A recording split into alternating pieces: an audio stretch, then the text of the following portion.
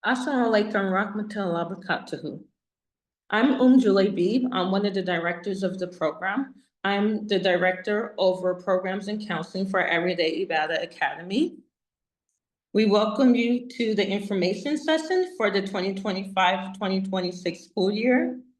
Also with us will be Ustad Mustafa George, who is the director over the Quran, Islamic Studies, and Arabic department. He also helps to oversee the school. Our principals will not be in attendance today due to another engagement that they have for our incoming families. We have our main principal, Miss Eleanor Jamila Reese, who helps to oversee the entire pre-K to grade 12 school. We also have our vice principal over the Quran, Islamic Studies, and Arabic department, Muhammad Abdullah. We also have a vice principal who is over the middle school and high school, Latifa Emmanuel Gordon. But today it will be the directors in attendance at today's meeting. Everyday Ibadah Academy is a fully accredited pre-K through 12th grade private Islamic virtual school. We provide a range of diverse opportunities for Muslim learners from around the globe. We aim to always provide quality instruction with the integration of the Quran and Sunnah. We were first founded in 2020, where we began our instruction for learners within the United States, as well as in other parts of the world. We are now in our 6th year of operation. We offer a full functioning virtual school that provides live classes for preschool through 12th grade students. These are all with live teachers. In addition to that, we do have a self-paced program that is offered for students in grades 2 to 12. And we also have an IGCSE program, which we will be hosting an information session for on August 3rd. We'll just provide some brief information about it for you as well. We are 100% virtual. However, we have had 2 hybrid options that we had students that participated in this past academic year. One was based in Iowa City, where students came in to take their instruction as well as receive some life support. In addition, we had hybrid flex days that was held in New Jersey as well during the first semester for a group of girls. We are registered in the state of California. If you ever want to look us up, you can always look us up under the California Department of Education website. There you will find us on the California School Directory. We are a private school. We help students work towards a U.S. high school diploma. However, as I said, we do have the IGCSE track also, where students can earn that certificate independently, or they can earn that in conjunction with our U.S. high school diploma. That is a new program that has started this past year. We have students that are enrolled with us from the United States as well as 10 additional countries. Students interact with one another in our live classrooms. We offer classes in 4 major time zones. However, they also convert to the time zone wherever you may reside. You can pick and choose what time zone you would like your student to join in, depending on what fits best for you and your family. We typically like to have students attend schedules in the time zone where they reside, but we do know that sometimes students also participate in extracurricular activities. Students also may join in at opposite times in order to receive more support from family members who may be working during the day. We have a variety of options that can work for your family. We always like to begin by providing some brief information about our accreditation journey. When we first opened our online doors, we immediately applied for accreditation because we felt that this was something that could provide benefits for our students. It would ensure that we are providing quality instruction, that we are always working towards continuous improvement, that we are helping our students be prepared for college and beyond. We had our first engagement review in February of 2023, and that's when we were recommended for candidacy for accreditation. And well, actually, that was in 2022. Then we had our engagement review in 2023, and this is when we were able to receive full accreditation. On the 28th of June, 2023, we were granted full accreditation with the Global Commission, and now we are a fully K through 12 regional school. As a fully accredited regional school, we are part of the Cognia network. Cognia has over 125 years of experience. They are well known throughout the United States as well as internationally.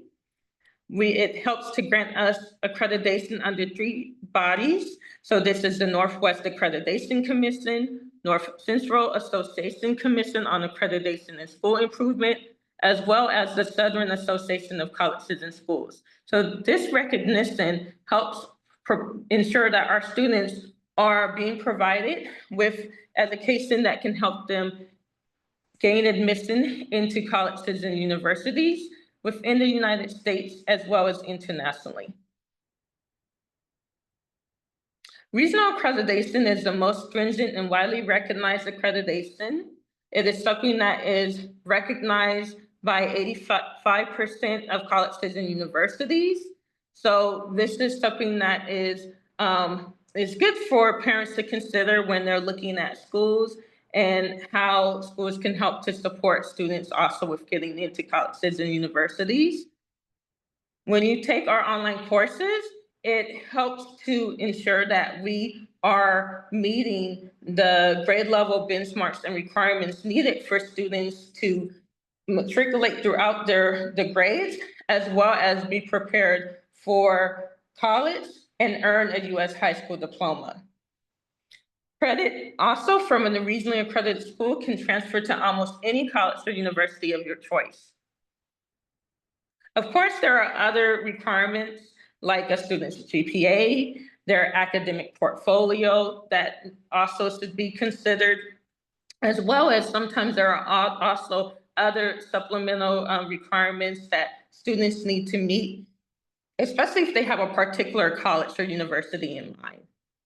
You can always look us up on the accreditation registry for Cognia. You would go to cognia.org and put our information in. So we always like to begin by providing some key aspects about our program, and then what we will do, we'll have our other director, Ustad Mustafa George, he'll be talking about the KIA department, that is the Quran, Islamic Studies, and Arabic department. Our elementary students receive core academic instruction in the areas of English, math, science, physical education, social studies, and coding. We make sure that all of these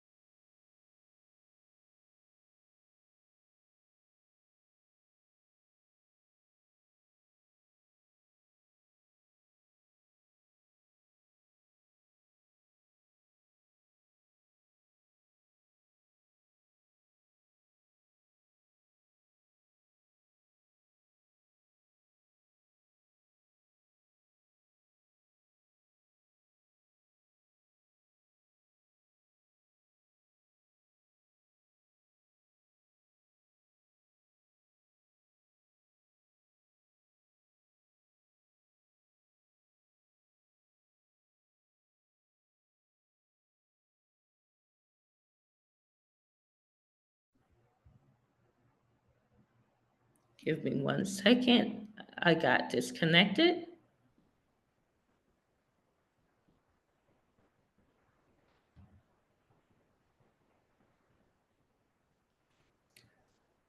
Parents are provided with monthly meetings facilitated by the principal. We have a coffee with the principal that is held every other month. We also have parent meetings that are helped and facilitated by our PAC, our Parent Advisory Council, and our school counselor, Ms. Zainab. We held parent teacher conferences each semester in order to help parents become familiar with what their students are working on, how they're performing in their classes, if they need any support, and how they are making progress. Back to school meetings are also held at the beginning of the semesters. IT support provides workshops, trainings, as well as daily support for students and parents in order to help ensure that technology is working. We also provide school-wide assemblies. These assemblies are based around themes that we focus on throughout the month. This helps to provide engagement for students, as well as sometimes we have guest speakers that come to participate in our assemblies. The instructional support that we provide helps to provide support for students in areas of reading, math, students that may have IEPs, or students that have 504 plans or learning difficulties, as well as our instructional support department works with ESL students as well.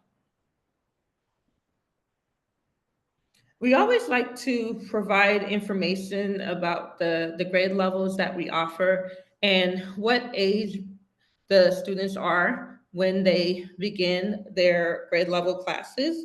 We feel like this is very important because sometimes parents do have queries about how old their student has to be to join, especially if they come from homeschooling backgrounds. Our pre-K, we admit students between the ages of 3.5 and 4.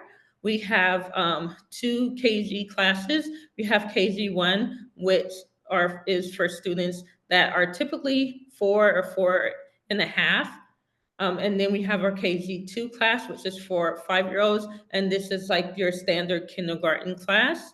The KG1 class is a transitional class between pre-K and KG. That's for students that are showing readiness for kindergarten. Also, with our pre-K levels, we do have students that either they take 1 year of pre-K or sometimes they take 2 years of pre-K as well.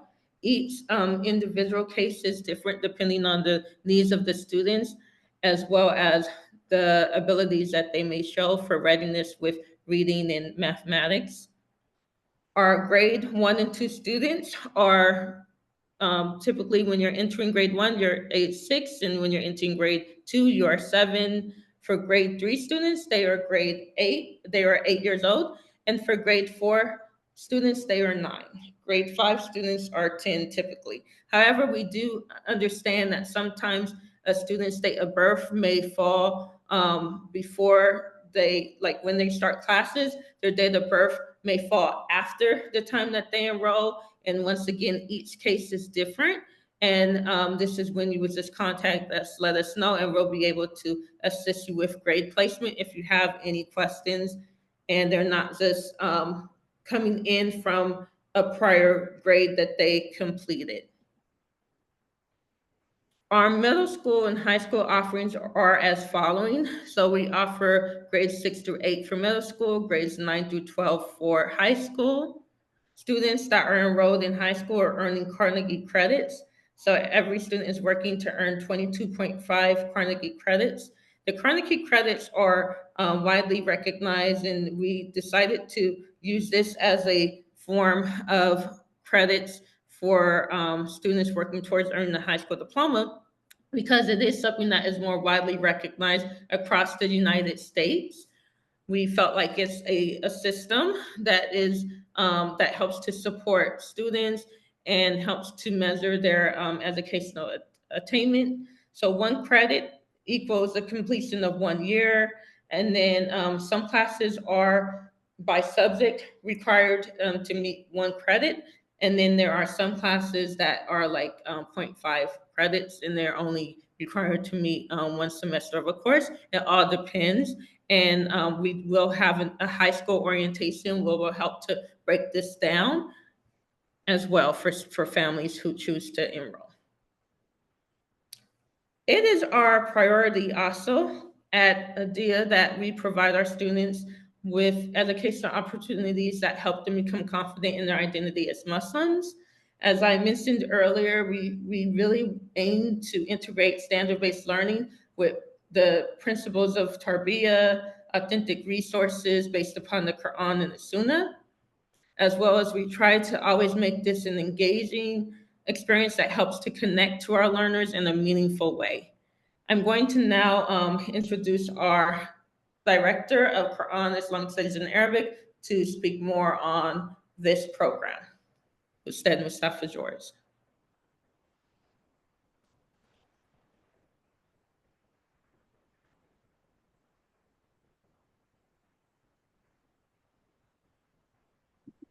بسم الله والحمد لله والصلاة والسلام على رسول الله نبينا محمد ومن اتبع الهدى. So with regards to what Jalabi mentioned about our Islamic education. So our Islamic education, Quran and Arabic, commonly referred to as the Kia department, Quran, Islamic, and Arabic.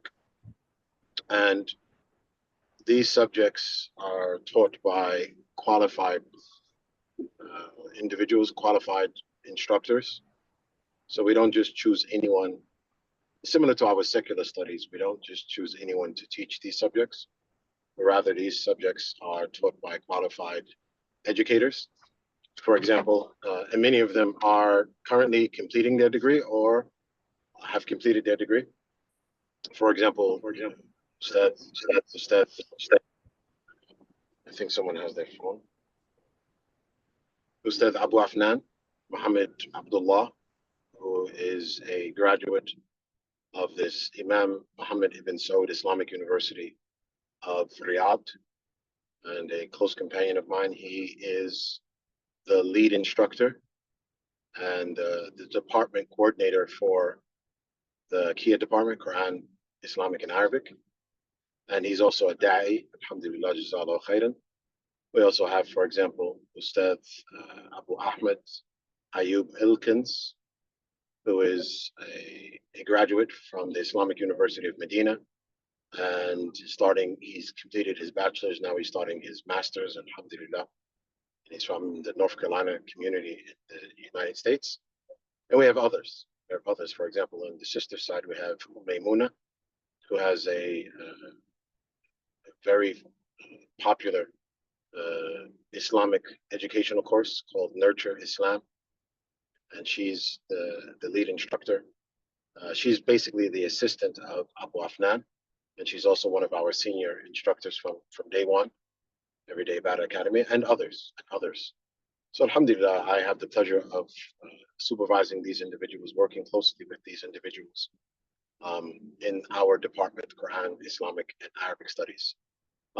We strive to make sure that our children receive a strong Islamic education course, and likewise the Arabic, because our goal is not just for them to understand how to read Arabic proficiently, but rather to understand Arabic and to speak in the Arabic language. So by the grace of Allah Azza wa Jal, we've just completed our 5th academic year, and inshallah ta'ala this fall we'll be going into our 6th academic year.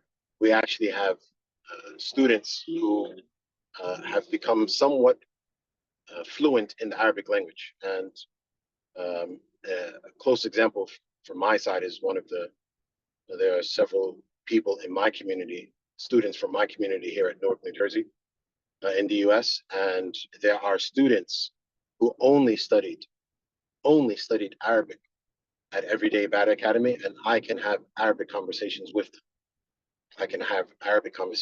them. So I'm very happy that is taking place, because they've never left the US. They've never studied in a university, and these are young.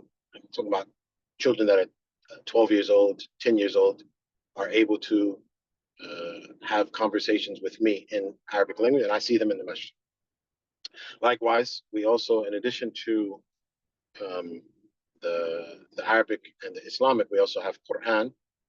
We have the mainstream, and we also have a hifz stream where we take some subjects from their secular studies and they get more intense Quran. And the purpose of that stream is for them to, within a period of time, to complete the Quran bi'idhnillahi ta'ala. And we're very happy that we started that stream, the hifz stream. We started it a year ago, and we're going into our second year with the hifz stream, alhamdulillah. So at any rate, and notice I'm saying secular studies. I don't say core. And I purposely do that because I don't agree with calling secular studies core subjects, because our core subjects are our Islamic subjects. Our core subjects are our Islamic subjects. We may even have some students that are not Muslim, very few. We may have them, but our core subjects are our subjects that are taught regarding our Islamic faith, our Islamic identity. So we take our Islamic subjects very seriously, and even with our accrediting body that Julaybib mentioned, even with our Cognia, we were very transparent about that. That we are, although we provide secular studies, we are a religious school, and they actually were happy with it. They were happy with it, and they said, this is the first time that we were one of the first online. I believe we were the second, if I'm not mistaken, the second religious school to be accredited online by Cognia. And Cognia is our accrediting body. They serve hundreds of schools in the U.S. and thousands of schools globally. For those of you, for example, who have been in the Middle East, and more specifically the Middle East in general, more specifically the Gulf, but you know that Cognia is the main accrediting body. It's the U.S. main accrediting body in the Middle East. Most of the international schools in Egypt are accredited by Cognia. Most of the international schools in Saudi Arabia are accredited by Cognia, and they have very high standards that we have to maintain in order to maintain our accreditation. So we're very happy that we were able to accomplish that, alhamdulillah. At any rate, so this is a brief overview of the Kia department at Everyday Ibadah Academy. We're not perfect. We do not claim perfection, but we do try our best to improve our services, our education, our curriculum, our instructional practices, and we will continue to do so bi'idhnillahi ta'ala. Another thing that we do in the Kia department is other departments refer to us as it relates to content. That's something which is extremely important. I'll say it again, then I'll explain it briefly. Other departments refer to us as it relates to content, because as we know, and every single Islamic school has this challenge. Whether you're in Birmingham, whether you're in Germantown, or whether you're in other well-established Salafi communities, every educational institution that provides secular study subjects have this problem, and will continue to have this problem, and that is content that goes against our core beliefs as Muslims, content that goes against and contradict and oppose our core beliefs as Muslims. So when I said that the Kia department, other departments, other secular departments refer to us as it relates to content, because we have begun it when we first started 5 years ago, and we're continuing to do it, is when we receive our social studies books, or our English books, our computer books, or science books, or history books. The Kia department is referred to as it relates to content.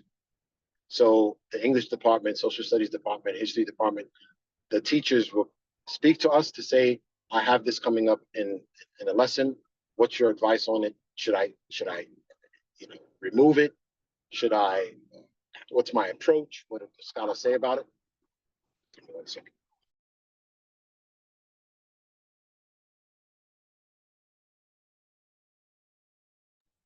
So that's something that we're very proud of. And we say to the parents, it's ongoing. It's ongoing. And it's a joint venture between us and the parents and the care department to try to remove this content or receive this religious direction as relates to content that may oppose or contradict our religious beliefs. But it's something that's ongoing. And alhamdulillah, we've done a good job thus far. And we will continue to do that, bi'idhnillahi ta'ala, with the help of our teachers and the parents. So this is just a brief overview as it relates to the Kia department. Bi'idhnillahi ta'ala, I'll stay online, and if we have any questions from the parents for my department, I'll answer those questions toward the end of the session when there's questions and answers. Allah knows best. Sallallahu wa sallam wa baraka ala nabiyyina Muhammad wa ala alihi wa sahbihi wa sallam taslim kathira.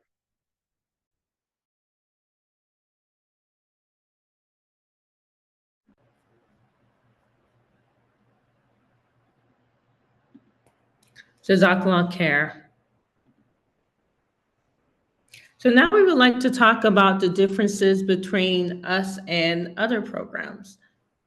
So at Everyday Ibadah Academy, we try to always make sure that we have supports in place for parents as well as supports in place for the students that we serve. We have a parent advisory council. This is our parent group. The Parent Advisory Council helps to serve as a network of parents that can help to support other parents. Also, with our Parent Advisory Council, a lot of times they help to provide feedback for improvements for the school, as well as they may assist in different activities that we help to facilitate, like the local meetups that we sometimes have, as well as if we are having any sort of contest or engagement events for our students. We have ongoing technology support that is provided throughout the year. We provide technology support workshops for parents and students at the beginning of the year. We also provide technology support on a weekly basis, as I mentioned before, and we provide technology support in the classroom as well. Sometimes we will have our IT staff that will pop in to go over key things to help ensure that our students are able to upload their work properly to our learning management system. Our technology support also helps to support our testing periods for our final exams, our midterms, also we offer map testing that I'll be talking about a little bit later in the presentation, as well as I believe Mustafa George could probably say a few things about map testing as well. We also provide student success workshops. This is something that is ongoing and that is provided from our counseling department.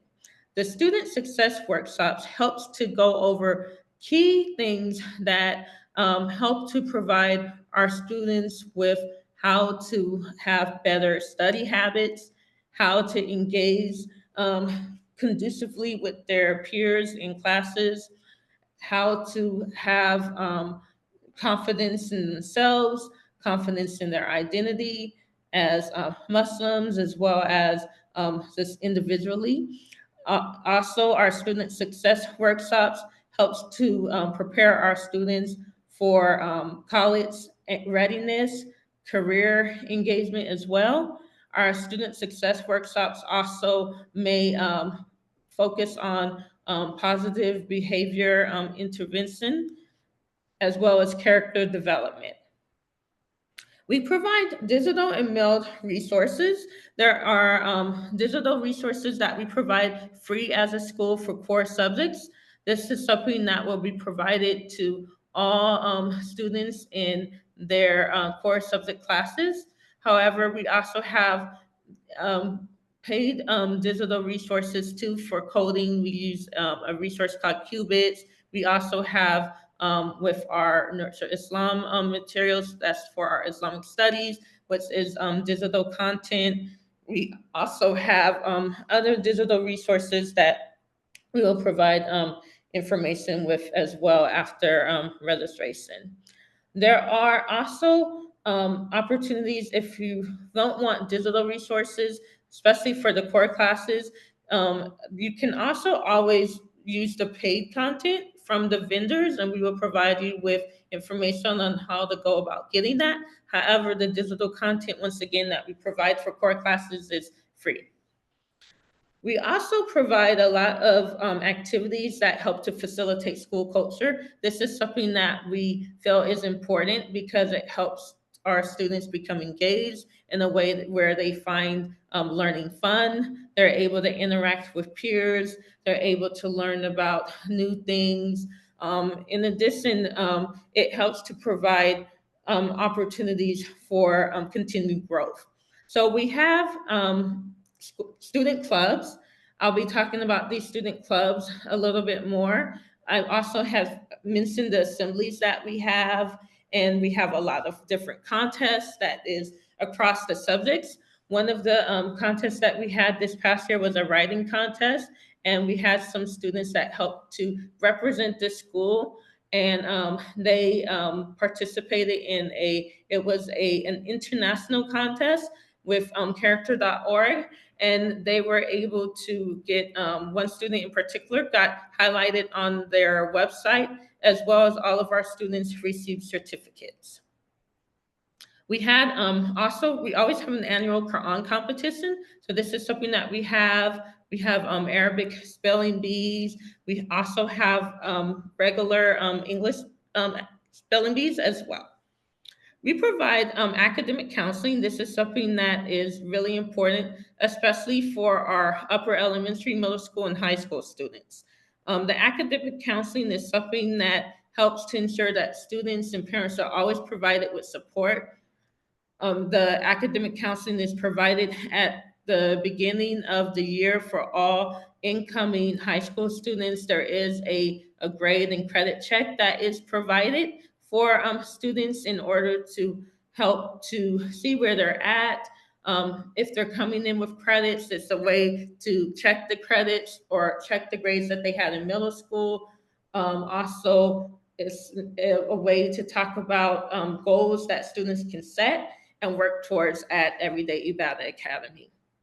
We also have the academic counseling that is provided for students who may need intervention. Maybe they're struggling in the area, and our counselor is able to connect them with the instructional supports, which is like our skill booster, our tutoring classes, or resource classes. In addition, for other additional support that's needed as well. If students also need support with their wellness, then they can also get support in that way too.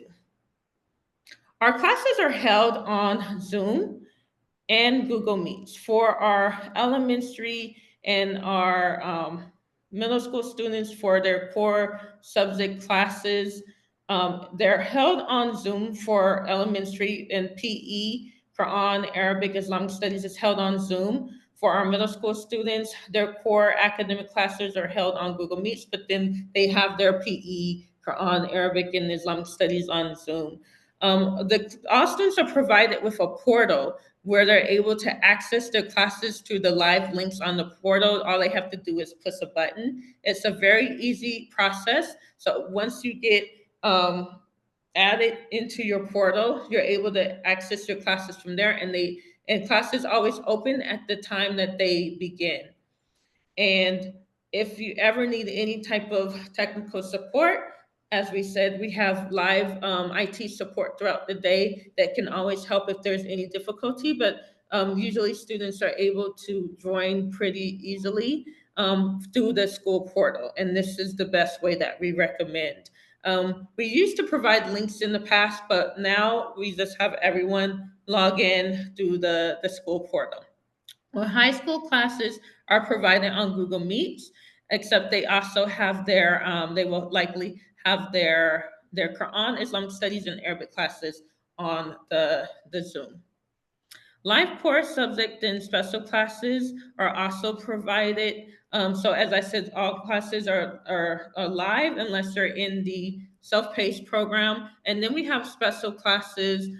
We have like electives, we have art, Art is a requirement for high school students, but it is a elective for middle school students. And then we have the student clubs for art. We also have additional classes like life business skills, college and career readiness. This past year, we've had creative writing, and we do plan to add some more electives in the future, inshallah. We do have STEAM, which is maybe better well known as STEM. So this is also another elective class or a student club that we provide, as well as we have journalism as a student club. We have cooking class as a student club. These are things that we offer throughout the months. Also, resources are always provided. Every student is provided with a weekly plan at the beginning of every week. This helps to ensure that everyone is familiar about what they're going to be completing in terms of instruction, what materials they may need, if there are any upcoming quizzes. It's really important that families are checking the weekly plan, as well as that you are connected to our learning management system in order to check how students are performing on a day-to-day basis. Our live virtual PE classes are also provided. So we have our PE classes that are offered live every other week, and they alternate with self-paced instruction that students get as well. And that focuses on like health, nutrition, physical education, as well as well-being. Also, our middle school and high school students, they do have health classes as well. This is something that we will provide you with the syllabus for. You can always review it. You can decide if, as a high school, it is a requirement for high school students, but and for seventh grade students and for sixth grade students. However, if you feel like you want to opt out, it is something that can be done. However, we do provide you with information about what the content will be. It is something that is reviewed from our KIA department.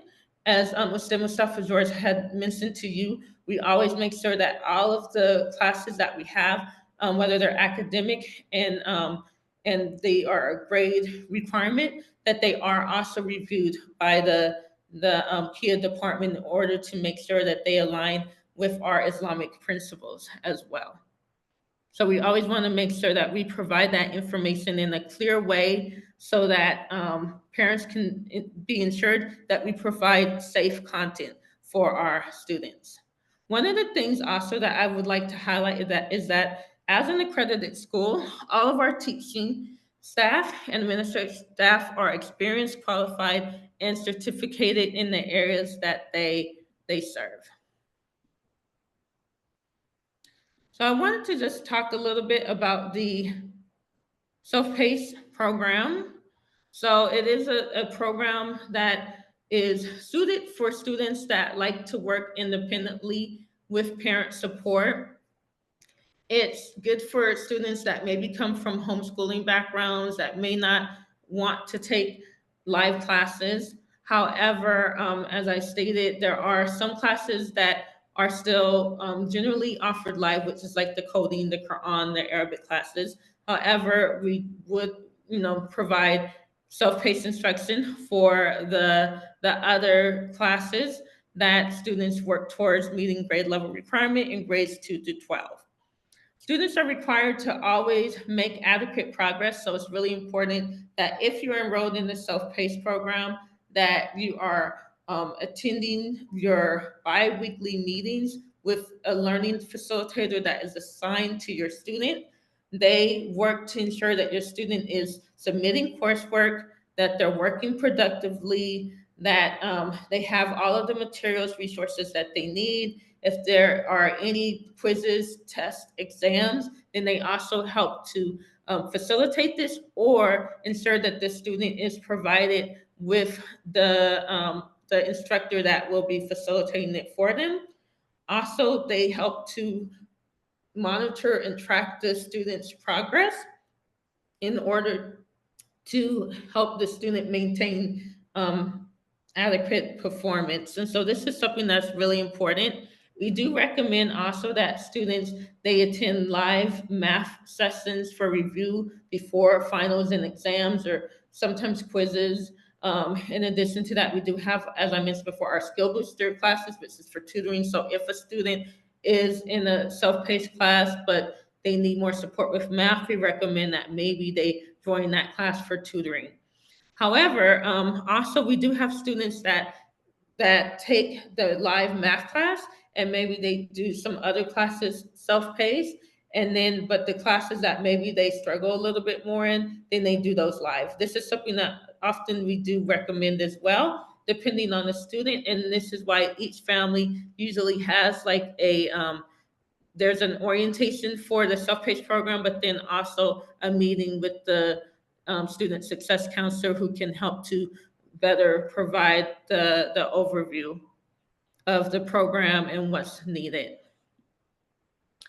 Also, as mentioned before, this past year we started the international GCSE program. So this IGCSE program is for students that are preparing to take their certification for this area of study.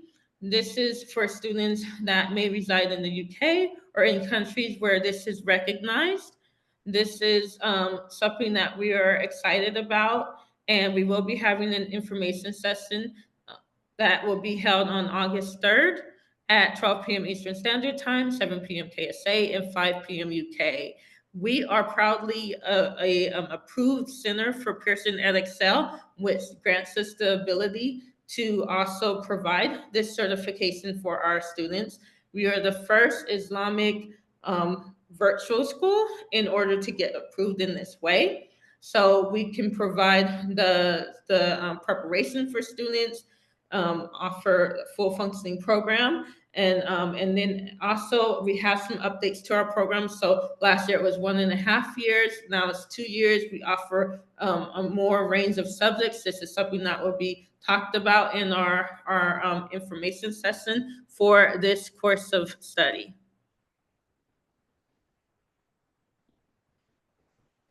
Another thing that we have had this past year is we did have some hybrid options, as I mentioned before. So we had hybrid options in Iowa City for families in that area. Also, we had hybrid flex days in Newark, New Jersey. We are currently working on some hybrid options as well for Kansas City, Missouri. We're still working on options for Virginia, Roanoke, Sacramento, California.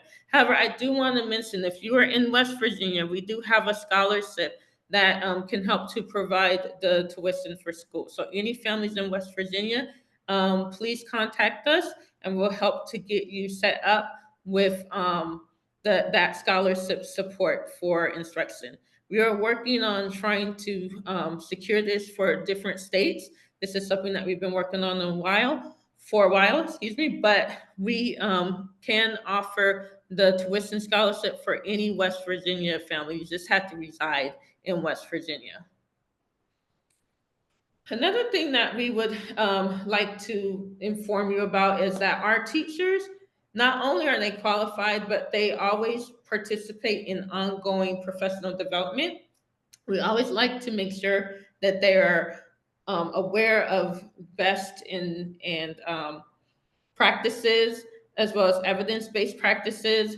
This is something that is really important to us because we believe that by making sure that our teachers are always experienced and that they stay abreast of the upcoming and latest trends, like one in particular that you may have heard about is AI. And AI is something now that students are becoming more familiar with across different schools in universities. It's something also that for careers that they will need to become informed about. So we try to also help our students understand things like this in order to be prepared for the way things are changing in our societies, as well as from an Islamic lens as well. This is just a example of something that teachers may be, trained on to become more familiar with but our teachers are constantly working on staying up to date with the latest trends. Also, in addition to that, our program goals is to always meet the needs of our students and families. We always try to ensure that our families are meeting Common Core state standards, next generation science standards, national standards for learning. As I mentioned, our Islamic Quran and Arabic program content is standard based as well. We aim to always help our students develop 21st century skills, positive character development. Another area of that we focus on is sustainable development. This is something that we want our students to really be at the forefront of learning, and we want them to help, make differences in the societies where they live. We want to make sure that our students are qualified, that they're helping to make a difference in their ummah. And so this is why we really try to provide a real rounded education that helps to help our students not only meet grade level standards and requirements, but also to constantly improve and also be successful. Our approach to learning is a blend of traditional hands-on and project-based learning. Also, our teachers try to always provide student-centered learning as well, because we feel like this is a way that really helps to connect information to our learners. Also, as I said, we always try to make sure that the students are provided with authentic understanding of the content, and that we try to make our learning experiences provided in a way that as if they were in the traditional classroom, however, they are online. And so students are engaging in their same way. They're raising their hand, asking questions, answering questions, reading, taking notes, following along with the teacher, completing classwork, in the online classroom. This is something that helps to make the experience relevant in a way that is conducive for learning. One of the things that we offered this past year and that we will be offering moving forward is the MAT reading fluency and the MAT growth. And so I'm going to talk a little bit about the MAT reading fluency, and then I'm going to speak on the MAT growth. So the MAT reading fluency is provided for kindergarten through second grade students. We also do provide it for our ESL students, our English as a second language learners. And it helps to measure the foundational reading skills of our students in the areas of phonics, word recognition, fluency. It checks their reading rates. It helps with their reading comprehension to see where they're at. It is a computer-based test that adapts to the students' answers, and it just helps us to see where our students are with reading, as well as it helps us to figure out how we can help our students improve in the areas of reading that they may need to be, or if they are on track for their grade level, if they need any type of tutoring or intervention.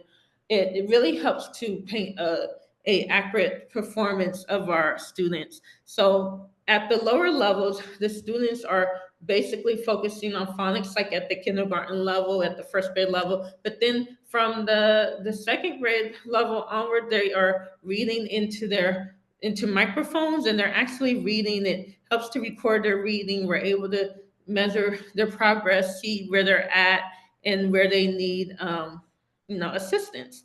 One of the things that we have in our lower elementary classes is reading groups too. So this helps to kind of go hand in hand with that. The reason why we emphasize reading at our academy is because if a student is a strong reader, they have more chances to be performing well across all subjects. Reading is so important, not only in English, but in math, in science, in history classes as well. And so this is why it's something that we really take an interest in with our students. For the MAP growth test, we offer it for students in grades 3 through 9. This past year we did 3 through 8. The reason why we're going to be offering to grade 9 this year is in the area of algebra specifically, because we really want to see where our students are at with that, and then how we can support them better.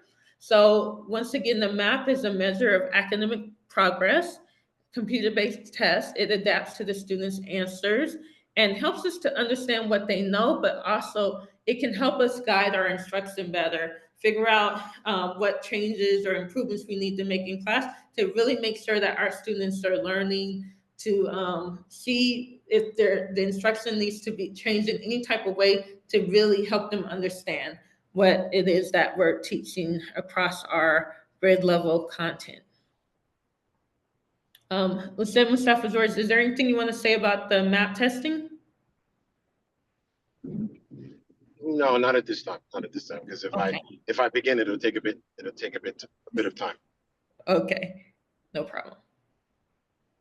Okay, some additional exams our students may take at the high school level. We always recommend students to take the SAT exams, especially if it's something that the college or university that they are interested in requires as a part of the application process.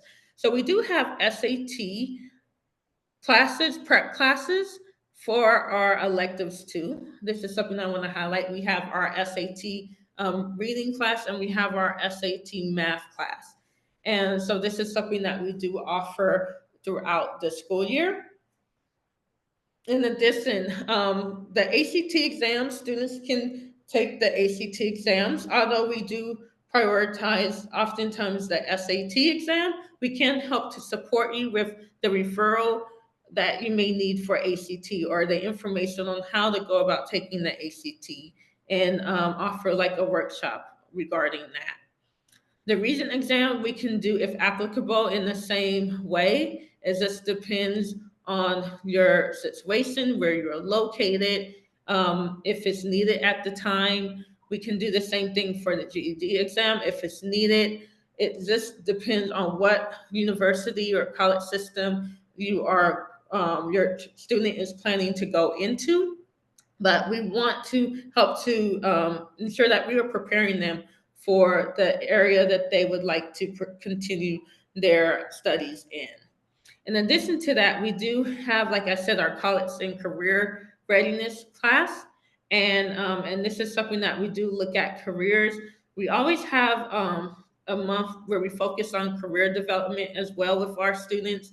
However, with the high school students, it's something that we do go into further study with the actual class, and we help them to learn about the different careers and options and requirements for different careers and whatnot. AP exams is something that we are working on trying to get in place, and because we also know that this is something that many families are often interested in taking. So this is something that also we'll be able to provide more information about, and then at a later time, and what classes we'll be able to connect you with the supports needed for AP exams, because it will only be select classes that we are able to offer that in. I know one in particular is coding, and then we're looking at English, just to give you guys a few subjects.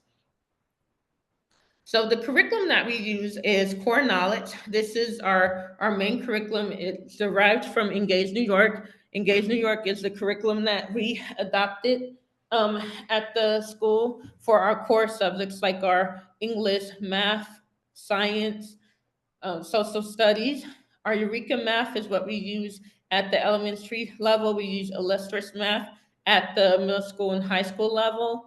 In addition to that, we also use some of our self published curriculum in the pre-K classes and kindergarten classes with our EDI book series. In addition to that, we do use other resources. I mentioned the Nurture Islam for the Islamic studies.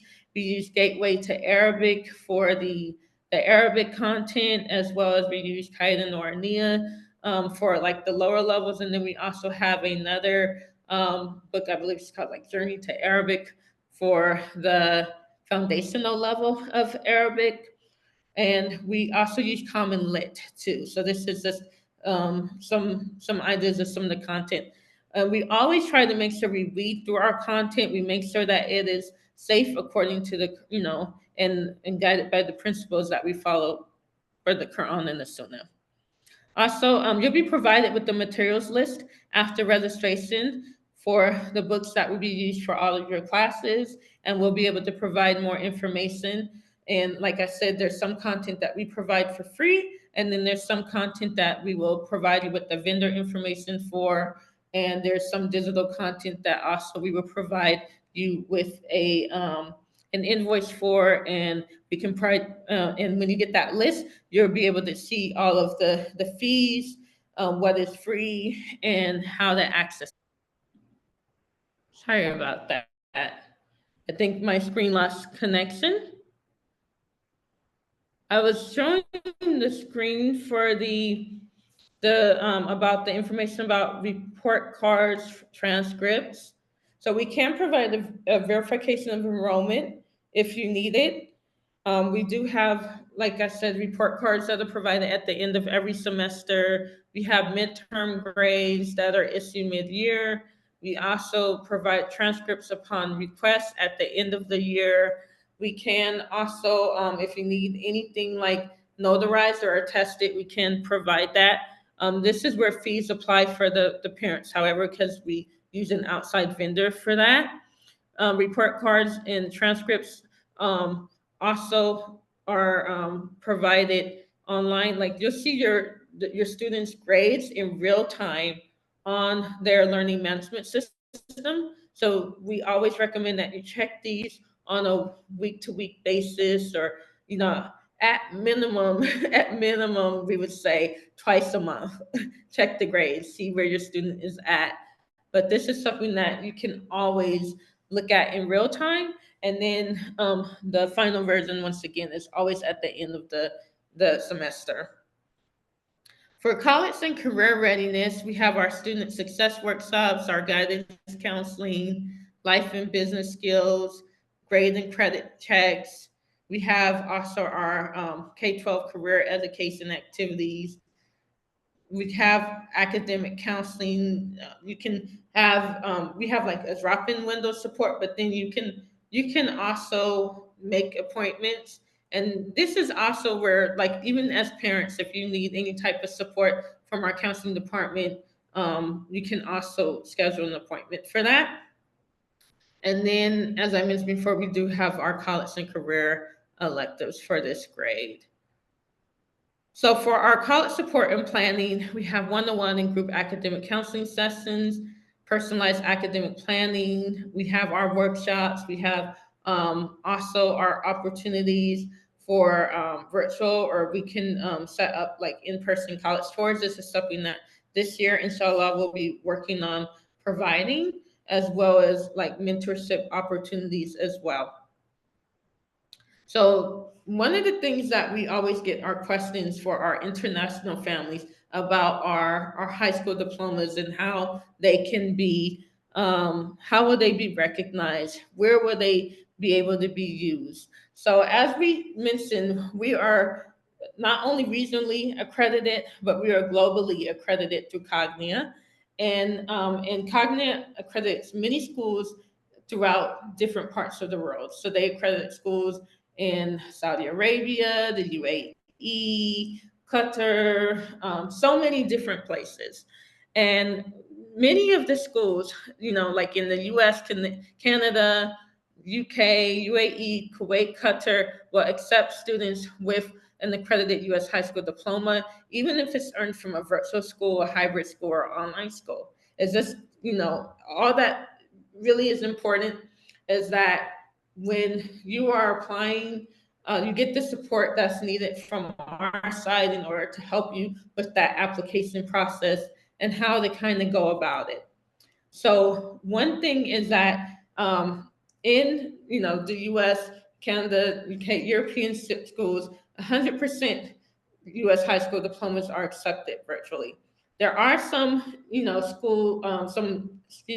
some college systems that they like the CUNY system in New York. The SUNY system in New York and the private schools in New York, they accept virtual, diplomas from virtual schools, and they see it, the U.S. high school diploma earned from a virtual school as the same equivalency as earned from a in-person face-to-face school. However, the CUNY system is one where they view it a bit differently, and what you would have to do is take an extra exam in order to meet the qualifications, and this is where then we would help, provide you with the information about the exam that you need to take, and then set you up with that support if you're trying to go through that system. So it just depends on what school, what college, what university you want to go to, and then we can look into the steps and try to see what we can do to help you get that.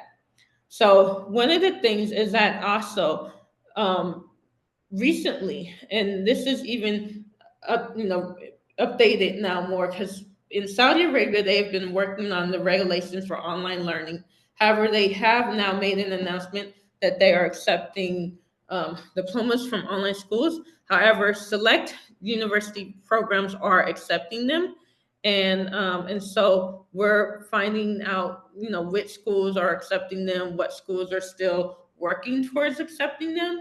Right now, SACM, the Saudi Cultural Mission, they're still not really up to date. But then there are other entities that are now recognizing online education. And so we can provide you a little bit more about this information in upcoming high school orientations as well. We do like to always also provide information about like the colleges and universities that accept virtual U.S. high school diplomas in the Gulf and internationally, just so that you're able to kind of see who they are. This is only a few that we have listed here, and we're always trying to stay up to date. There are also some schools that are coming to Saudi that, like Arizona State University, will be coming to Riyadh in 2026, inshallah. The University of Arizona is already in Saudi, but in the MAM. And so that's something to know, like, because being that there are American schools, there are British schools, there are Australian schools that are now starting to facilitate satellite campuses in these regions. It's going to make it a lot more easier for our students to matriculate into these type of programs. However, there are universities like Al Qura that has been known to accept online students. So that's an example if you wanted to go to an Islamic school, one that has actually accepted students that we know of. How do you apply? You would go to everydayibada.com and fill out the registration form. Uh, you would also then, after that, make sure that you've uploaded all of the documents into that form. And if there's anything that you don't have at that time, submit it, and then you can email it later to our administrative secretary, Ms. Madney at smadney@everydayibadaacademy.com. You should receive an email in about 1 to 2 business days with enrollment details. All new families will be provided with orientations and technology workshops. And for any incoming KG students, um, usually we do have a placement test, unless the approval has been made from the principal. Also, we do have math placement tests, and there's a form for the Arabic and Quran in order to evaluate if you need to have a placement test or if you can just automatically be placed into a leveled class. Also, we do always need the last report card or progress report if you're entering grades 1 through 12. Students that were homeschooled, you would notify us and we'll have an interview with you and be able to see what's needed. Students entering high school must submit transcripts. Also, if they're coming in after grade 9. If you're coming in as an upgrade, of course, you don't need transcripts, only that last report card or progress report. And like I said, if you are a homeschool student, then you would just notify us, and it's a different type of form that you would fill out and complete and do the interview. Also, there would be likely a placement test, especially when it comes to math and English and writing, especially for homeschool students. Usually we'll just accept the grades if you're coming in from another school. Also, all entering KG 7th and 8th grade students are required to submit an immunization record copy or a letter stating that you don't immunize. This is because we are a California registered school and we have to meet compliances for the state of California. It is okay if you don't immunize. We do believe that this is everybody's individual choice. However, like I said, because we're a California registered school, this is why we need this information. We just have to have it on file in case we get audited, but it's not that we are giving your information over to anybody. Also, it is okay if it is not in English and it is in another language. The state of California more so just wants us to have an accurate count of how many students are immunized and how many aren't.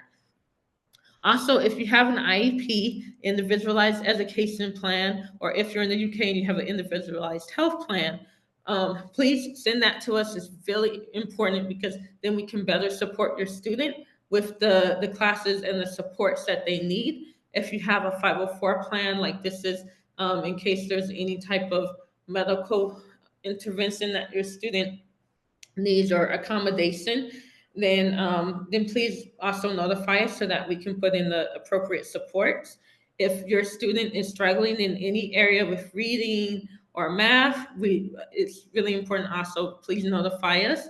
And if you are not the legal guardian of your child, it's so that parents are fine. It's more so like if there's an open court case or anything like that, where there was a guardianship order from a court, that we would just need the paper of the paperwork for the person that's enrolling them to just let us know that they have the right to do so, because we wouldn't want to bypass any parent that does not want their student to enroll. There's a registration fee for $70 per student after completion of registration form. This is the early bird fee as well. This fee is non-refundable and covers academic placement, academic records, transfer and updates, just a one-time fee, data and analysis resource fee, and ongoing office tasks for student. We do have discounts also for siblings. So this is something that we can provide and put into place. And then if you're from an affiliate partnership master, usually these are the ones that we have like the hybrid partnerships with, then contact us and we'll be able to provide you with more information regarding special, registration fees. Also, as I mentioned before, the scholarship opportunity that we have for West Virginia families, if anyone resides in West Virginia, please notify us so that we can get you set up right away with tuition assistance. And you can visit our website for enrollment applications at everydayibadaacademy.com. The materials list, once again, will be provided. So we'll be sending all of that information to you guys. I just wanted to also provide you with some key contact numbers. You may want to take a screenshot of these numbers. This is for our mainline, our pre-enrollment support, and our after enrollment support. And if you have any other inquiries. I would now like to open up the floor for any questions that you may have.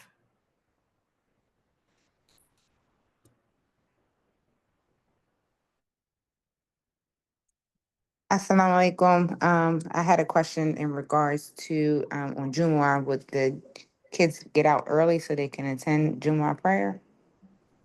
So we actually don't have school on Fridays. That's one thing that we want to highlight to everyone. We specifically, our school operates from Sunday through Thursday, so that Yom Juma is a student-free day. Basically, it's the weekend for us. Is Friday, Saturday. We follow the same style that is seen in some of the Gulf areas. And so we don't have school on those days. And then like some families that like they have things going on Sunday at their local masjid or maybe some type of extracurricular activity, what we can do is we do have student flex days, which is like where for that day you do your work independent and then you just come Monday through Thursday. We can put that accommodation in place if you need it also because of us having school Sunday through Thursday instead of Monday through Friday. Thank you, Jazakallah Khan. You're welcome. Wow, yeah. Okay. Amir Jones. Yes, this is Amir. So Okay. Amir will be 6 in November, and I'm trying to see would he be able to go straight to first grade, or does he have to do KG2 until he's able to then switch over to first grade? He's returning. He's returning. Oh, if he's returning, he did he do kindergarten? He did KG2 already. He did KG1 with Miss Andrea, and Okay. now he's gonna be 6 in November. November. Okay. Mhm. Okay. What I can do is speak with Miss Andrea, and then we can see, where he's at, like in terms of his reading level, and if he's ready for grade 1. We can also do a placement test, which probably would be best to see if that will work for him. And probably because he did KG2, likely we would facilitate a move. I just would want the approval of the principal and Miss Andrea. Okay, thank you. And to set up the placement test, who is it that I would need to reach out to? You can reach out to on the slide the number that says Mrs. Jordan. Mrs. Jordan. Okay, thank you. Yes. Just okay. Yaki. Okay. Nisa Bush. So I'm not sure if I've missed it. Assalamu alaikum, first off, sorry. Wa alaikum salam. I'm not sure if I've missed it, but where is pricing located? Is that on, I know you mentioned briefly like the registration fee. I think that was $70. And I'm sorry because I'm also multitasking here. But also like what is the actual tuition fee? We can let me see if let's see if Miss Ikra can put that into the link from the website. So you would visit our website at www.everydayibadaacademy.com, and on the top toolbar, I know sometimes it's easier from a laptop or desktop to view, but on the mobile, it should be just in the drop-down menu, and you would click fees, I believe, and then it should put up the fees for the year. And Miss Ikra, if you can place that link into the chat for everyone. Yes, and assalamu alaikum. It's placed in the chat. Okay. Well, alaikum And- salam. Good luck here. And I do have one more question, sorry. Yes. I did see that you serve multiple countries, and I did see that like there is an accreditation with like the same. You guys use the same accrediting system, I believe, is how it is as like Saudi and other Middle Eastern countries. Is Egypt one of those countries where it would be like seamless to go from online school to private school? Yeah, an international school, yes, because a lot of international schools are accredited through Cognia, formerly known as Advanced Ed, and so many schools in Egypt are accredited through this same system. Many of the Wonderful. international schools in Egypt, Saudi Arabia, Not many, UAE, most most, yeah. schools in Egypt. Most schools in Egypt. Mustafa George, he can talk actually more about this area than myself, because he had served as a superintendent in in the Gulf countries, and he has a wide depth of knowledge in this area as well. Yeah. Jazakallah khairan for answering that. You're welcome. Okay. Is it possible to enroll my daughter just for the QIA program? Yes, we do have we can do that as well. So how does it work? Like, do we have to go, like the credits and all that? Does it still apply or? So you would still receive grades. It depends on what grade level you are, because credits is for high school students.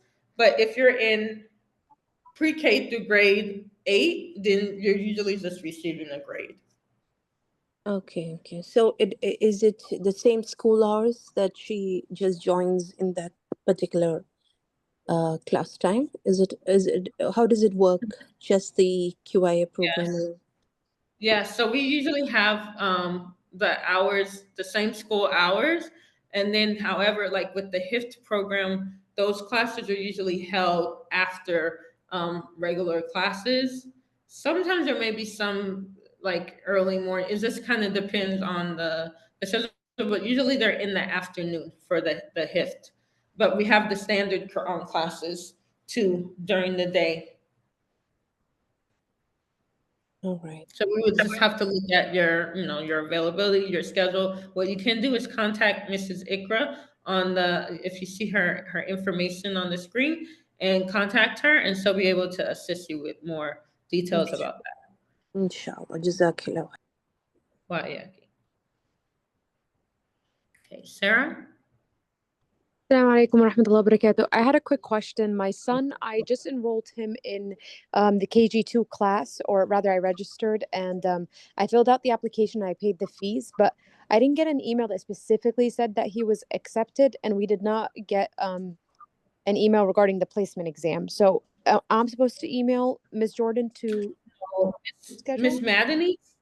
So if you see the email that says Miss Madany? Yes, yes.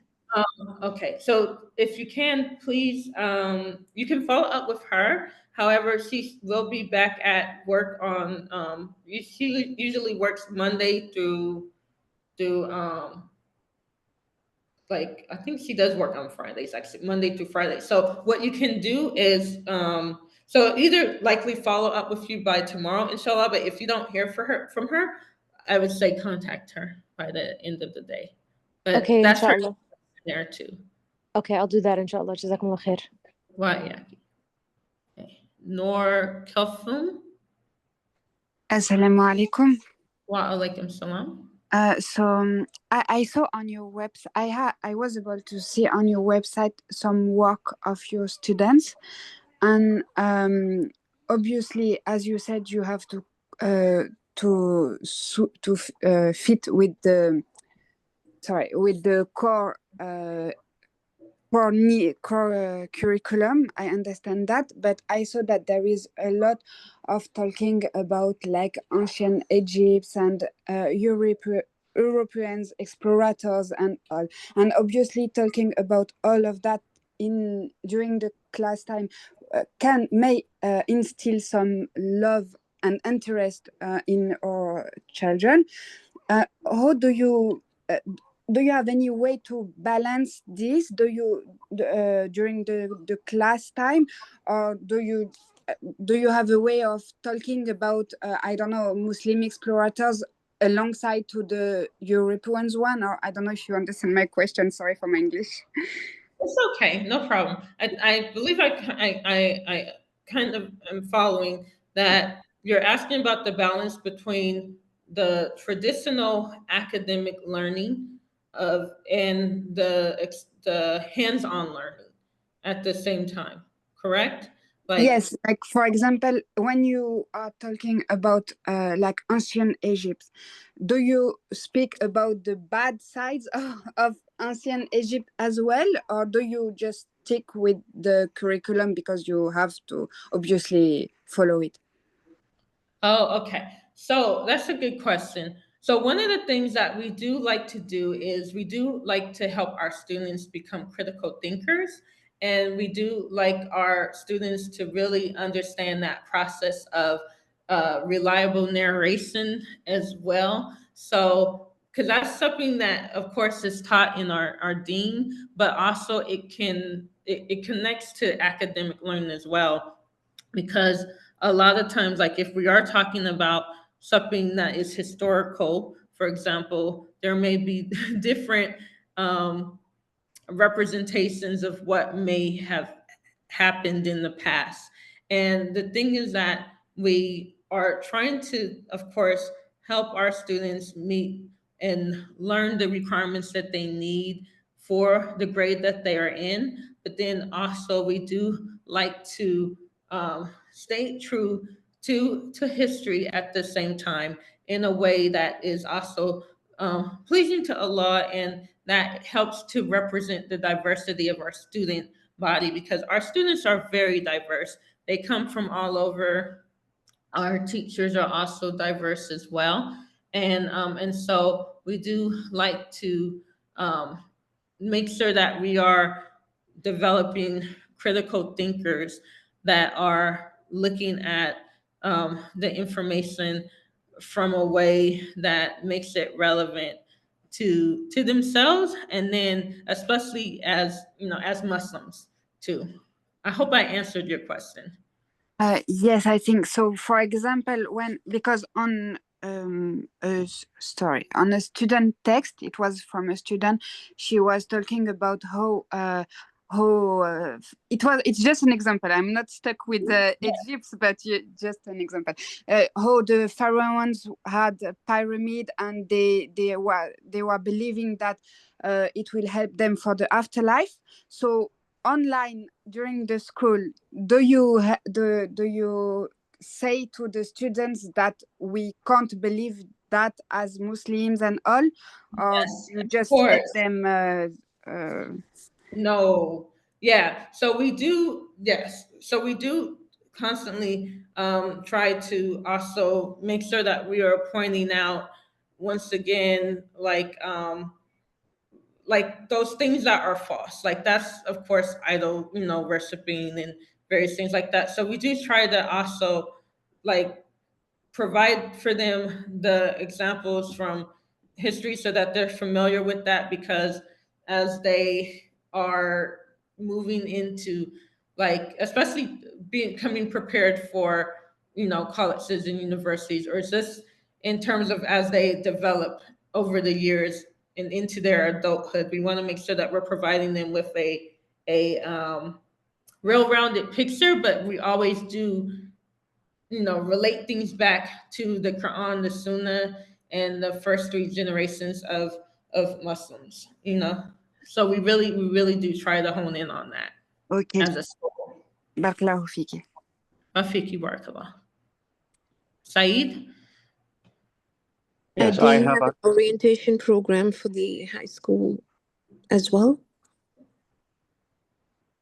Yeah. Oh, yes. So we will have an orientations that will be coming up, and we'll provide you with that information. So we will have for those who register grade level orientations. So this is an information session, but we'll have for each specific grade level group, we will be having an orientation. And if Miss Ikra, if you can put those dates into the chat, that will be good. Jazakallah khair. And we'll have more than one. So we're going to have a set of orientations in August, and then we're going to have a set at the beginning of September as well for families who missed the ones in August. Okay. Taha Abdul Wahab. Assalamualaikum. Wa alaikum salam. I have a question, sister. So I know that you said that there's a learning facilitator for assigned for each child for like the like self-pace. Is that Yes. also the case for each child if they're enrolled in the regular? No. So in the regular program, students are provided with their live teachers. So, for example, if it's an elementary school student, pre-K, kindergarten, they have their teacher will teach them their four main subjects: English, science, math, social studies. They'll have a different teacher for PE. They have a teacher for Islamic studies, Quran, and Arabic. If they're in So grade 2 and above, they'll have a coding teacher as well. a coding teacher. Okay. Yes. Do you guys have like support or like tutors? Yes. So we do have an instructional support department, which can help to connect you with either the skill booster classes, which are our regular tutoring classes for reading, writing, or math. Then, but then also like if a student needs more intervention, like one-to-one or something like that, because they have an IEP, a 504 plan, then we can also provide you with the support for that. We do have academic counseling intervention that we provide as well. Okay, and I think I already know the answer, but I just want to confirm it. So we don't, because you are registered under California, we as parents don't have to file a PSA, right? No, you don't. Okay, If you're, yeah, no, you don't, because we are like a regular private virtual school. So you wouldn't, I know sometimes parents, they get confused with what we're offering and may think that this is like a homeschool program that they have to file as a homeschool student or something like that, but you don't have to do that actually. okay, but do you guys file the PSA? Well, we're a private school, so Yeah. we always, that's where we're under the California Department of Education website. Yeah. Like we file with the state of California as a school. But I Okay. know that sometimes individual homeschool families, depending on what state you're from, like California, I don't think you can necessarily, but I know like certain states like Washington, DC or something like that, they file sometimes. Yeah. I've heard parents and they'll say, oh, do you file or do I file? But actually, because we are an actual, virtual school, private school, accredited school, we're just seen as an actual like school. Okay, We perfect. need an enrollment verification to be sent anywhere. We can provide that information for you. If you need a copy of our accreditation, anything like that, for any reason, that's something we can provide. It just depends on what you need for your individual state. Okay, great. Jazakallah khair, sister. Well, yeah. Okay, Saeed? Yes, I want to know what is the expectation for for my child to know the Quran and Arabic in full. By how long is that process? Does that process take? That's a good question. So each individual student is different once again, and depending on what they are, where they're coming in, where they're starting at. So this is actually, and I believe, let me see, Ustad Mustafa George, he may have had to step out, but this is actually a question for that department. What I can do is connect you with our vice principal, Abu Afnan, and he could probably better help answer that question for you. If you can send us your email, if you see Miss Ikra, if you can send your email to her in the chat, and then she can help get you connected to him, and he can better answer that question for you in terms of, because I know like sometimes parents do want like a specific time frame or timeline. We can probably get you information on what they're studying, and I would recommend then too, depending on where your student is at, them joining not only the regular Quran classes but those HIF classes as well, because that helps to speed them along a little bit faster. Okay, thank you. I will send my email. I have another quick question. I did read one of your slides. It did mention field trips. How is that how is that possible for some of us that do not live in California or any of those states that have a hybrid school? How is that possible? So, like for example, like we don't have the hybrid locations in like the three of the places that we went this year, which was Medina, Riyadh, and Qatar. But what you would do, usually we try to form our once again our parent groups. We work with teachers, staff members in that location, and then we facilitate different opportunities. So the local meetups, and then it turn, and make it like a field trip opportunity too. So we always like visit some place as well. Like it could be a museum or sometimes depending on where it is, we try to visit someplace. So that means you will be coming to my state. I'm in Texas. You will be coming to my state, Oh, even though yeah.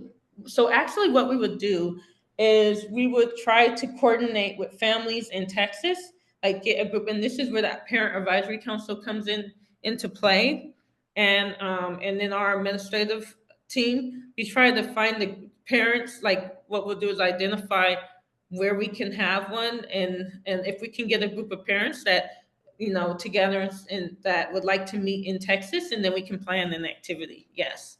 So we try to plan where we have groups of families that are ready to go. We were really trying to plan some in other places, but it got cold depending on where it is and the time of the year. But we would work with families in Texas in order to try to set this up, inshallah.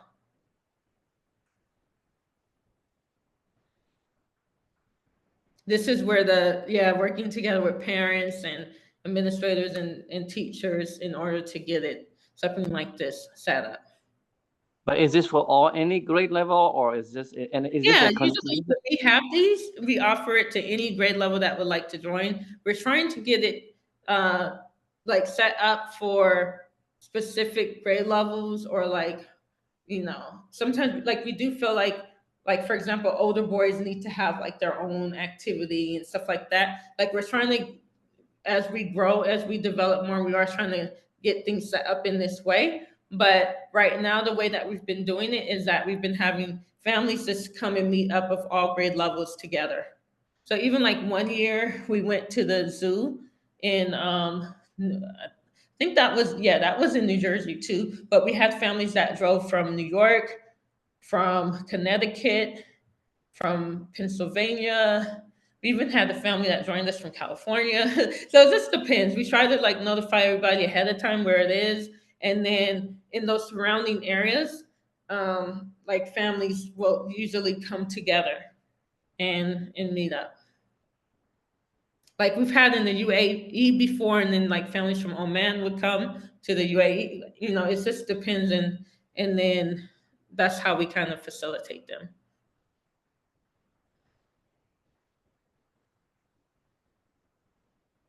And then the one in Riyadh that we had this past year, like the fathers came, like they, were in a group together with some kids, and then we had like the mothers, and they were in a group together with some kids, and then we were able to like tour the museum and the historical site in Riyadh that we went to visit, for example.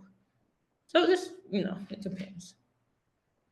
We like to always take ideas from our families too on places that they would like to go and meet up. You have any other questions? No, thank you. You're welcome. Okay. James and Mia?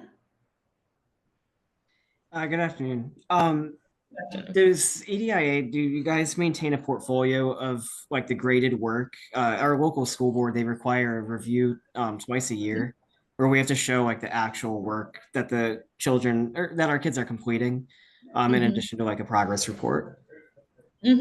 Yes, we can. So we do collect student work samples as well. This is something that we do like to have in case for our accreditation purposes as well. And so we can, in the way that students upload work to their ThinkWave or to their Google Classroom, it helps to also kind of keep a collection, but we can always help to, help to support in if you need the assistance in kind of organizing how this can be put together or what that would look like. If you have also a lot of times, like sometimes for specific states, families will ask us for certain things. And if you just send us the requirements, then we're able to kind of help put whatever it is that you need together in order to help you meet whatever it is that you need for your state. Okay, great. Thank you. You're welcome. Raja?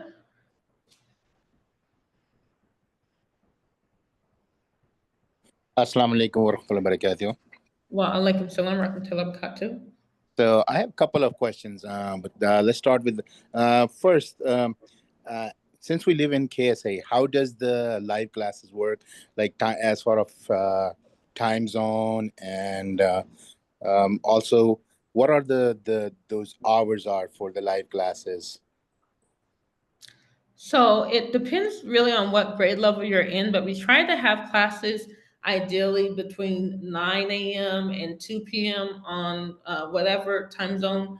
Sometimes this may look like 8 a.m. to 1 p.m. for you, depending. So, like, for example, if KSA side we start at 9, then that means UAE you would be like 8 a.m. But you traditionally you would just convert it to to where you reside. But in Riyadh, I mean, or Saudi in general, it's 9 to 2 typically, unless, like I said, you have an afternoon class that where it's like you go until like 3 or so. Gotcha. And as for like for the high school, how many subjects are being taught online? Do you know? Per day or like Well, overall? overall, like per year or per semester, or So it depends what Miss Ikra, can you put the high school link into the chat from the website? We Yes. Okay, shukran. So, so put that link in for you so you can kind of look at the different options because it goes usually by grade, but then we look at what credit also a student may be missing if they're not starting from the 9th grade. So we have their, the grade level English classes. For math, they have to have Algebra 1, Geometry, Algebra 2. We have Earth Science, Biology, Chemistry. We have also, in addition to the English, like the standard English classes for grade 9 through 10, once they reach 11th grade, they need Common Lit, American Literature. We have also creative writing is an elective though that we offer. We have for the history, social science area, we have like world history, principles of American democracy, economics. So because students are working towards the U.S. high school diploma, these are classes that typically they would take. So they have like world history, geography. We also have art is a requirement for high school that they need. They need health as a requirement, only 1 semester of health. They need 2 semesters of art. They need 2 years of PE. And then we have, electives that students would take. We still offer coding, but that's like counted as an elective. Quran at that grade level is counted as an elective, though we offer it in Islamic studies. We offer, but in terms of the diploma, it is counted that way. And then we have our Arabic classes because you need 2 years of a foreign language for high school to meet the credit requirement. so does it has to be Arabic or you guys teach other foreign languages as well? So we offer Arabic. However, we have had students that maybe they come in with other languages that they use, or maybe they're with us, but then they're enrolled for another language somewhere else. Because we don't really, at this moment in time, we don't teach other languages, but we do have students that have taken like Russian or other languages like that, for example. But if your student is incoming with a language and they're almost done, we do kind of recommend that you complete that. We have had students that have changed, languages midway, but you can, work to complete that, and we will try to assist you with how you can complete that. And just a last question. Did you say you guys have the hybrid location in KSA or no? No, we don't. Okay. Not in KSA. And Yes. one last question. I know you guys said you said that you are working toward getting accredited in KSA, but do you know Are offhand? accredited in KSA. So we are accredited. Okay. We are because we're globally accredited. So many schools in KSA are accredited by Cognia. we're accredited by Cognitive, we're fully accredited. The thing when it comes to KSA is that for, it's so long, online education is something that has not been recognized or seen to be the same equivalent. However, now policy has changed and it's evolving, and so different entities, organizations are working towards the approvals of online education. They've already made announcements that it will, be the same equivalencies. However, once again, certain schools are accepting it more, and then there's some that are not. Like, and the Saudi Cultural Mission, which does attestation for documents, they Yes. still have not updated their system. Okay. However, there are other places, organizations that you can use that does. So it's just that we would have to look at it in that way, and as they're still working on approvals, but things are changing all the time. That's been the thing. Like, I've gone and talked to the Ministry of Education. They're like, everyone is looking forward to this, and this is why, like this year, earlier this year, they did make the announcement that they are starting to accept it. Alhamdulillah. But it's some places are still trying to get caught up, to speak. So this is why, like, a university like Kura, they're accepting students now, but then there's some universities that are still reluctant, especially if they're following Saudi Cultural Mission. Yeah. Okay. Jazakallah khairan. Yak. Okay.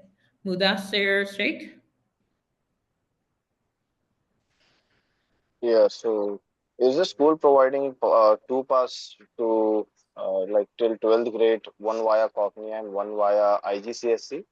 As we do not have an idea about all this as we are from India. So will these passing certificates will be valid to get admission in colleges in India? And also one more question is it credited in India? So from my understanding of what I have looked into before in India, there are some programs that it will meet the qualifications for, and it may be something that we would need to, like, if there is any type of paperwork that we may need to look into, basically, and especially for where your student would want to go. This is something you could provide us with that information, and then we can see, like, what's needed. But what I've seen before, I mean, with some programs, it still meets. It just kind of depends on where or what school you're looking at specifically. And then for the IGCSE, Muna, let's see if she can help.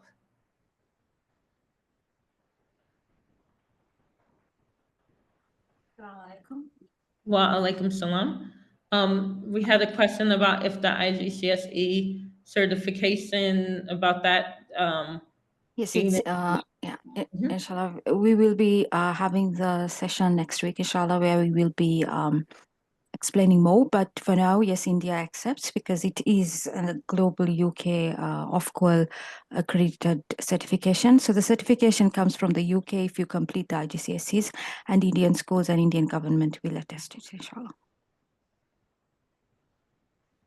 So like the everyday Ibadah is offering two paths, one via Cockney and one via IGCSE.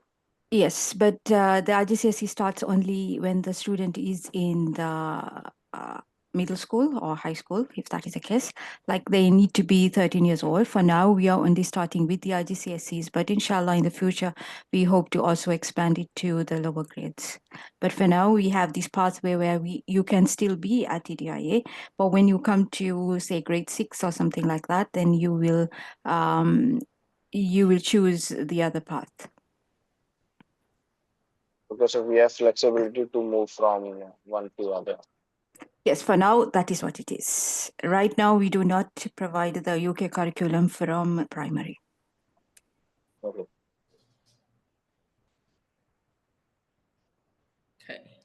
Okay.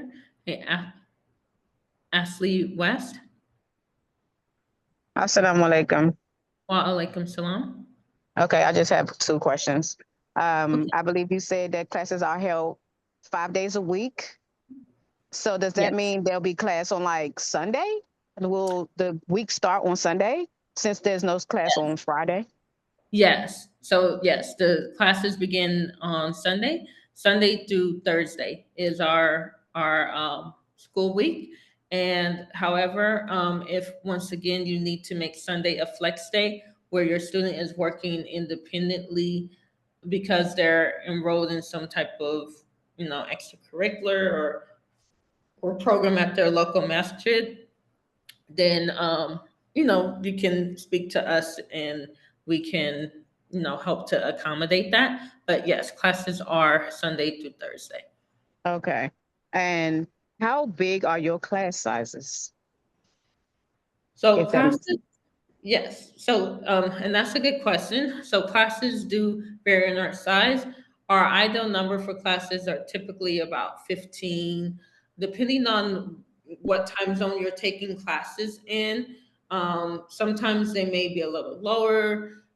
Sometimes, depending, we can go up to about 24 students, but usually our average is about 17. In some classes, it really depends too on what grade it is and how many sections we have. So, like for example, in the grade 1 classes, typically it's like maybe 17 to a class. Maybe we'll have like 15 and 1, 17 and 1. Maybe in another class, we may have about 10 to 12. It's just kind of depending on the time zone. That's where you'll see like the variation. Okay, I'm in Washington D.C. So would I be able to see that ahead of time? I mean, because that will kind Well, of we determine have a whether I Mhm. enroll or not. Yeah, well, we have a cap on the classes. It depends on, once again, your grade level. So what I would recommend is that you talk to Mrs. Ikra, like you follow up with Mrs. Ikra, the information that you see on the screen. What grade level Yeah. is this for? It's for KG and grade 3. Okay.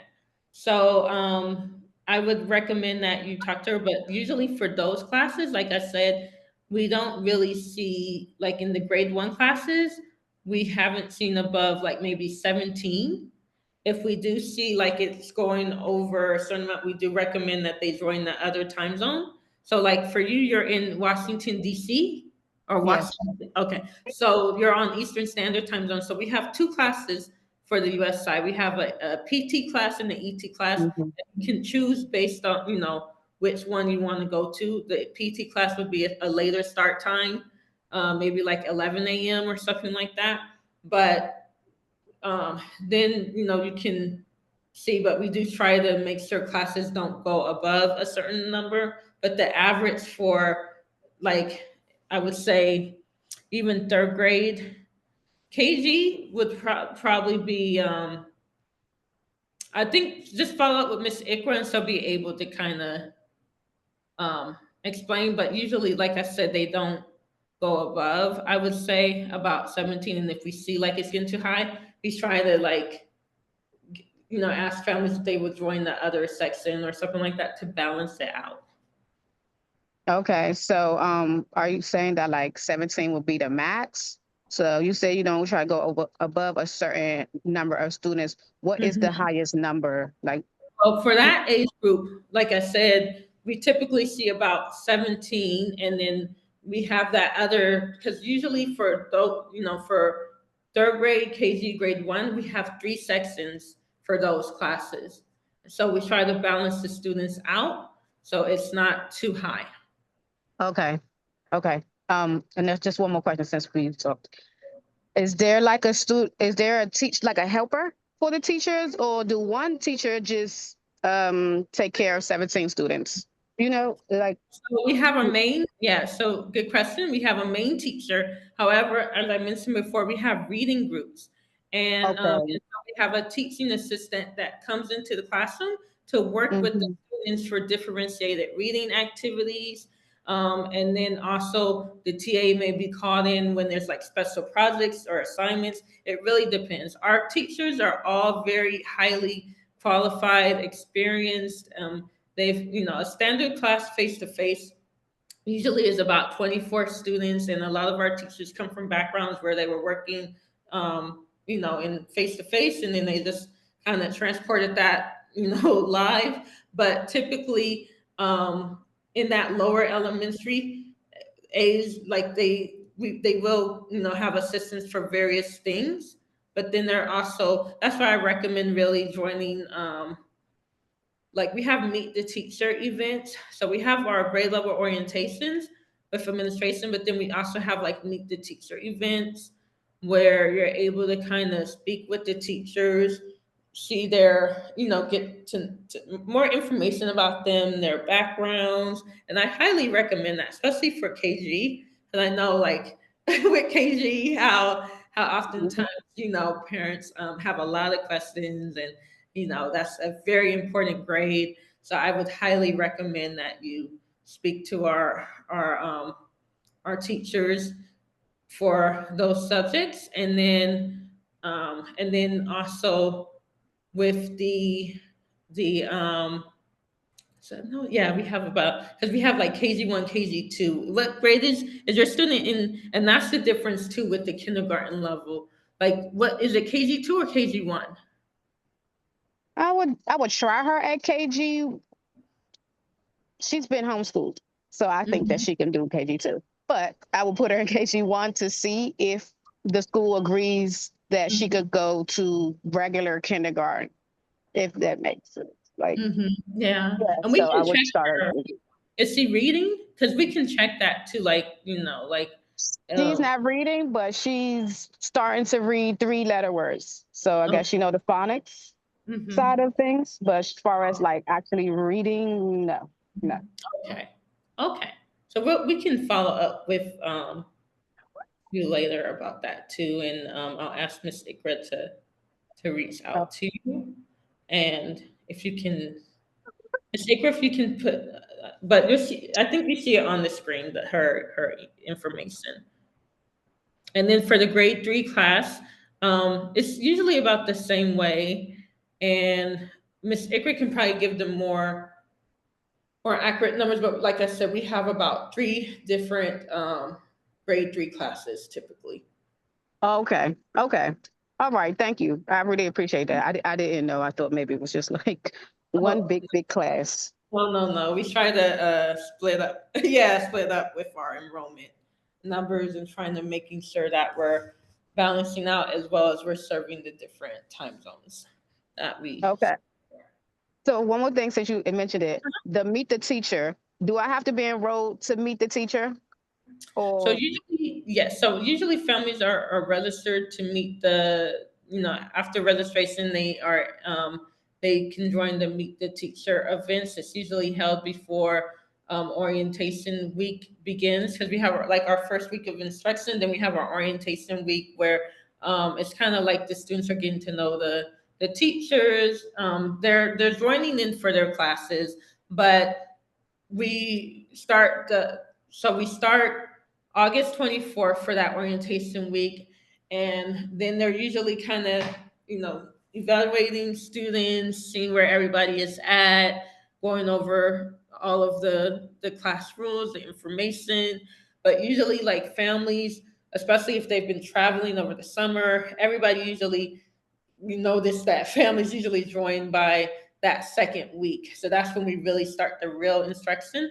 And then we have our KIA classes begin, our PE classes begin. The first week we start with our core classes, so students can also become oriented with the online classroom and their learning management system, how to use everything.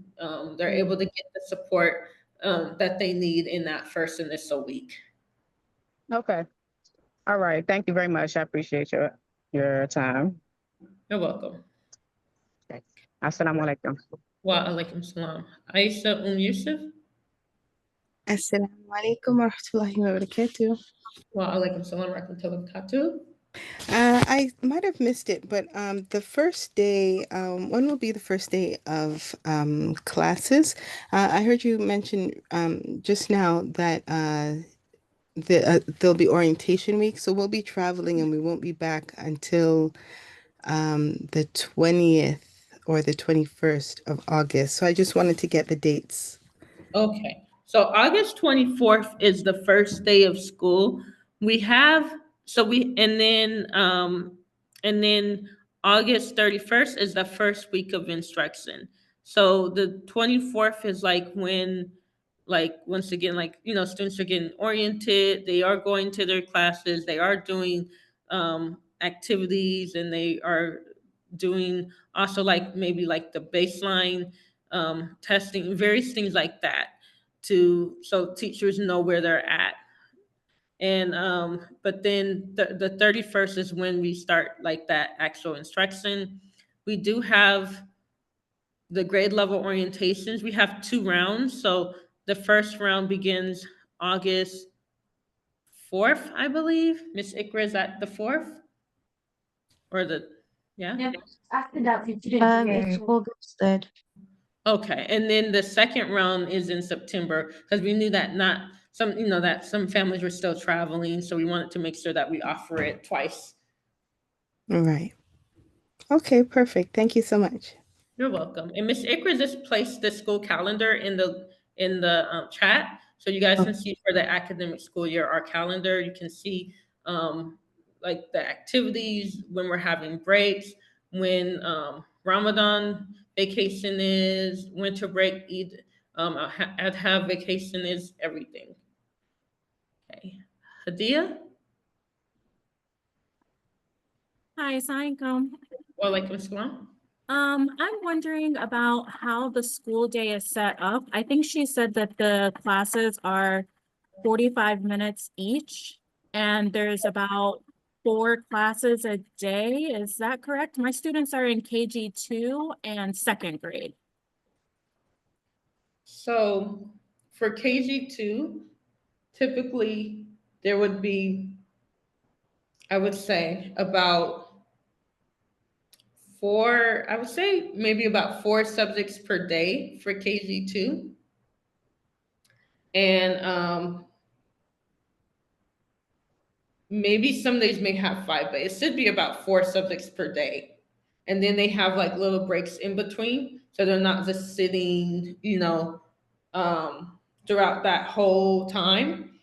But the breaks are usually about, I would say, for that age group, I think the breaks are about like 10, maybe like 10 minutes. I know the older grades, maybe like 5 minutes for older grades, but the lower grades, I think, are like about 10. And then sometimes, depending on the schedule that they join, they may have a larger break in between some classes, but typically you'll see it like that on the schedule. For 2nd grade, it would be maybe about, I would say, probably about 4 to 5 a day classes with the breaks in between, but not 5 every day.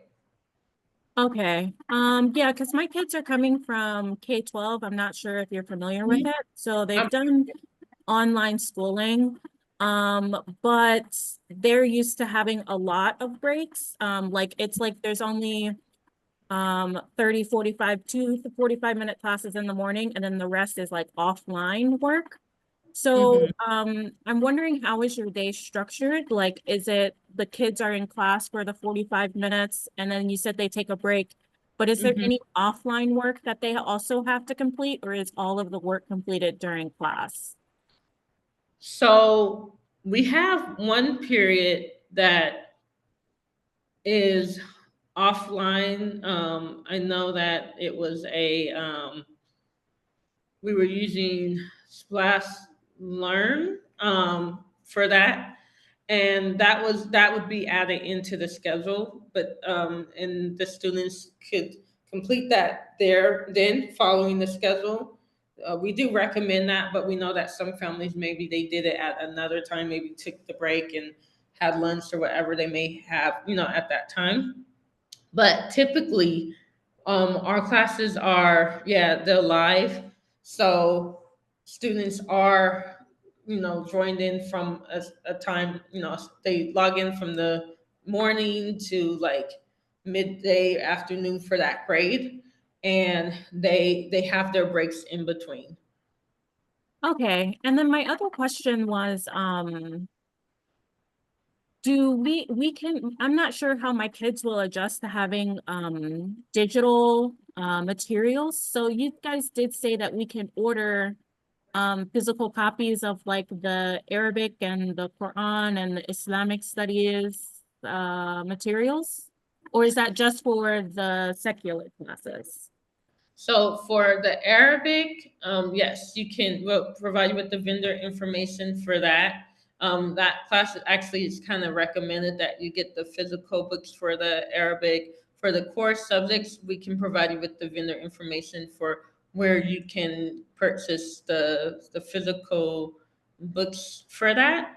And however, we have the digital, materials that we'll give you anyway for free of charge for those academic core subjects. The Islamic studies content is currently, it is like a digital link at that time. That one's a little different. And let's see, Muna, I don't know if you want to explain that.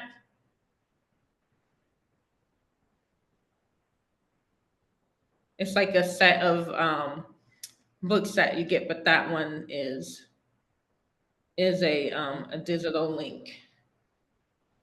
Okay, alrighty, thank you. Oh, you can, okay. So what parents do, maybe this makes it easier.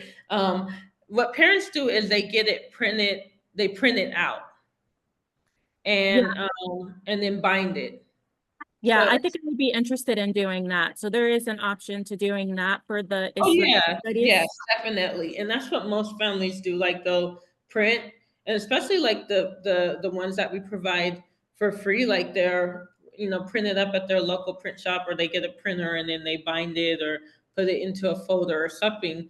But we recommend that you do print it out, and that we do make sure we give it to you ahead of time so that you have enough time to print it out. But if you want like a physical book, then that's when you can purchase it. Okay, and my last question is about those flex days. I think my students will need 2 days a month to be flex days. They're doing the work independently, correct? It's just they don't have to log into the classes that day. Yes, so they don't log in that day, and they would just follow along with the work independently. And then what we would do is have you speak to our student success counselor, who will, we will connect you with her in order to and she's here in the meeting with us listening in, but we would kind of connect you with her in order so she can better help explain that. And we will also have in the grade level orientations, we'll talk about that a little bit more and how it works. Okay, thank you so much for the information. You're welcome. Okay, I think Saeed. Yes, I have one more quick question. What is the difference between the KG1 and the KG2? Because our local schools, they only have one kindergarten grade. So for the KG1 and the KG2, the KG1 is for students who are not quite 5 years old. They're about 4.5.